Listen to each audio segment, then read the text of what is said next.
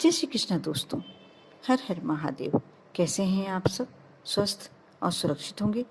दोस्तों, 11 अक्टूबर 2022 कार्तिक मास का पहला मंगलवार। इस दिन सच्चे मन से राम भक्त हनुमान की आराधना करने से हमारे सारे कष्ट दूर हो सकते हैं। आज साल का अक्टूबर महीने का कार्तिक मास का पहला मंगलवार है और मंगलवार का संबंध जहाँ मंगल ग्रह से है, वहीं इसे हनुमान जी का दिन भी कहा जाता है। इतना ही नहीं, मंगल को ऊर्जा का कारक माना जाता है। मान्यता के मुताबिक यदि संकटग्रस्त व्यक्ति मंगलवार के दिन हनुमान जी को प्रसन्न करने के लिए कुछ खास उपाय करे तो कुछ ही समय में उसकी परेशानियां दूर हो सकती हैं, किस्मत तक बदल जाती है। हनुमान जी की कृपा पाने के लिए भगवान राम का सुमिरन करना ही चाहिए, ये तो आप सभी जानते होंगे। और नित्य हनुमान चालीसा का पाठ करना चाहिए। हनुमान जी को प्रसन्न करने के लिए इस दिन भक्त उन्हें कई तरह के प्रसाद का भोग लगाते हैं और कई प्रकार की चीज़ें भी भेंट करते हैं। ऐसा करने से भक्तों की मनोकामनाएं भी पूर्ण होती हैं। लेकिन कर्ज से मुक्ति पाने, धन लाभ और सभी तरह के संकटों से मुक्ति पाने के लिए कई ऐसे उपाय हैं जिन्हें कर ज्योतिष शास्त्र में दिया गया है। उन्हें करके आप अपने संकटों को दूर कर सकते हैं। हनुमान जी की पूजन करते समय थोड़ी सावधानियां अवश्य बरतनी चाहिए, क्योंकि कहा जाता है यदि हनुमान जी नाराज हो जाएं, पहली बात तो ये गृहस्थ नहीं है, ब्रह्मचर्य पालक कहा जाता है, तो मनुष्य यदि थोड़ी सी सावधानी बरते तो बहुत ही श्रेष्ठ है। नहीं तो हो सकता है कि यदि हमसे कुछ अनजाने में भी गलती हो जाए तो हो सकता है कुछ हमें कष्ट झेलना पड़े। इसके साथ मंगलवार के दिन पूजन करने से मंगल दोष तो कम होता ही होता है। जिनकी कुंडली में मंगल भारी है, विशेषकर वह यदि हनुमान जी की पूजन करते हैं, कुछ उपाय करते हैं, तो अवश्य उनको हनुमान जी की कृपा प्राप्त होती है। मंगलवार के दिन हनुमान जी को बूंदी का भोग लगाया जाता है, जो कि श्रेष्ठ है। आज के दिन अवश्य शाम के समय आप बूंदी का भोग लगाकर भगवान हनुमान जी के मंदिर में प्रसाद के रूप में आप बांटें। आपकी जितने इच्छा हो, जितने प्रसाद बांटने में सक्षम हो, उतनी ले जाएं। इसमें ज़्यादा कम का कोई सवाल नहीं उठता, बस भोग में बूंदी होना चाहिए। उसी प्रकार बेसन के लड्डू का भी विशेष महत्व माना जाता है। हनुमान जी को सिंदूर अति प्रिय है। मंगलवार और शनिवार के दिन हनुमान जी को सिंदूर अर्पित किया जाता है, करना चाहिए। इससे भी आपकी जैसी भी मनोकामना होती है पूरी होती है। सिंदूर में चमेली के तेल को मिलाकर हनुमान जी को लगाया जाता है, जिसे चोला चढ़ाना बोला जाता है। हनुमान जी को आप किसी भी फूलों की माला अर्पित कर सकते हैं।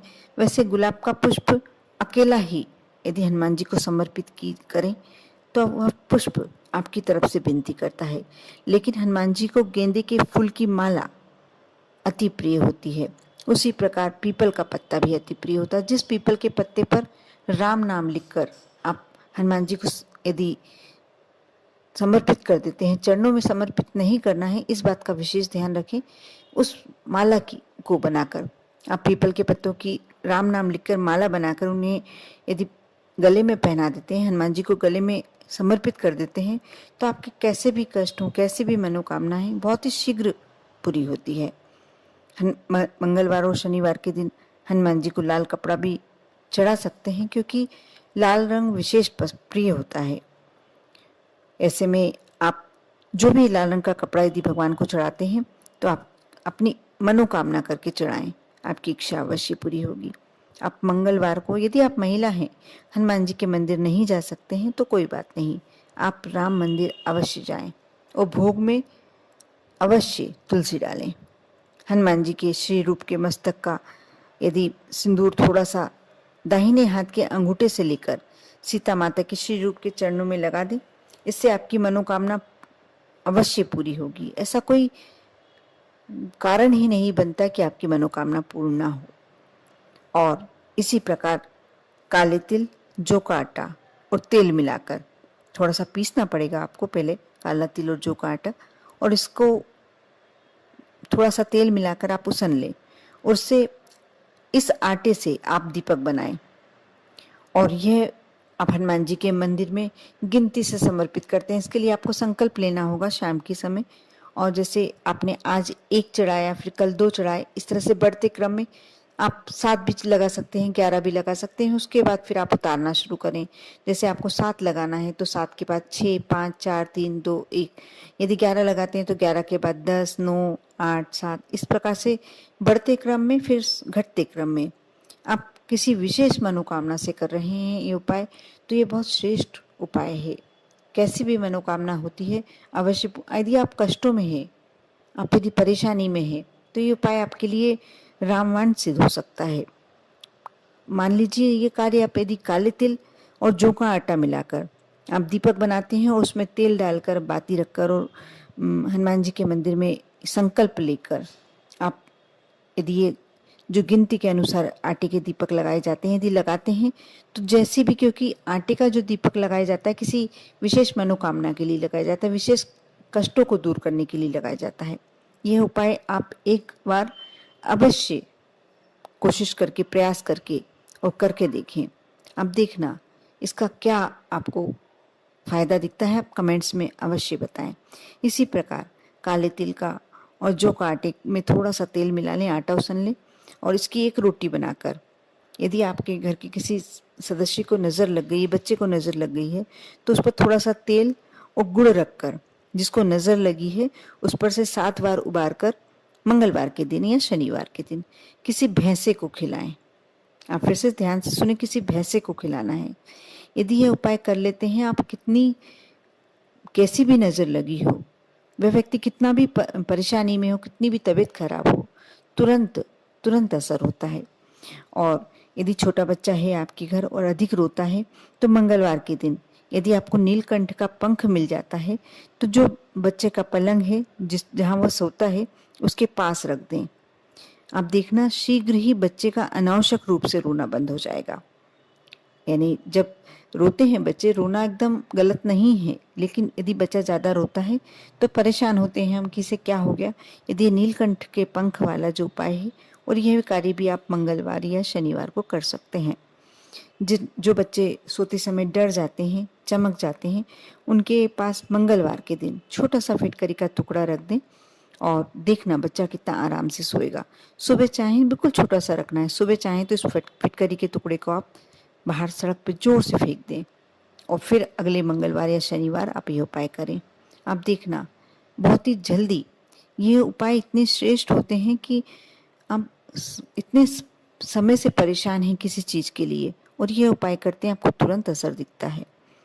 शनिवार के दिन या मंगलवार के दिन हनुमान जी के आप सिंदूर लाकर यदि नज़र लगे व्यक्ति को भाल प्रदेश यानी छाती पर, बक्ष स्थल पर लगाते हैं, तो नज़र का प्रभाव, दुष्प्रभाव, यदि किसी ने कुछ कर भी दिया है, यदि आप यह तिलक लगा देते हैं, तो करने वाले व्यक्ति को उल्टा असर होने लगता है।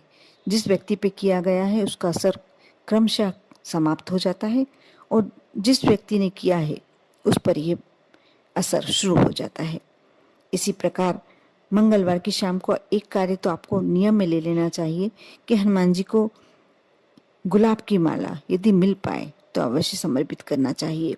जैसे मैंने बीड़े का महत्व पहले भी बता के रखा है, यदि आप एक बीड़ा बनाकर समर्पित करते हैं, आप कैसी भी मनोकामना से करते हैं या आप कितनी भी बड़ी परेशानी में हैं, जब आप यह उपाय करते हैं तो हनुमान जी प्रसन्न होकर आपकी सारी समस्याओं को दूर कर देते हैं। जीवन की समस्त समस्याओं के निवारण के लिए मंदिर में जाकर, हनुमान मंदिर में जाकर राम रक्षा स्तोत्र का पाठ करें। इससे भी आपकी समस्या बहुत ही शीघ्र समाप्त होगी। आप हनुमान चालीसा का पाठ करते हैं, इसका भी आपको अचूक परिणाम मिलता है। ये बहुत ही हनुमान जी की कृपा पाने के लिए बहुत अचूक उपाय है। आज जो मैं लास्ट में अंतिम उपाय बता रही हूँ, बहुत ही श्रेष्ठ उपाय है। यदि आप बहुत लंबे समय से कर्ज से घिरे हुए हैं, कोई बड़ी परेशानी में चल रहे हैं, धन संबंधी परेशानी में, तो आप 5 काली मिर्च ले लें और रात्रि के समय जाएं। 12 बजे तक आप ये कार्य कर सकते हैं।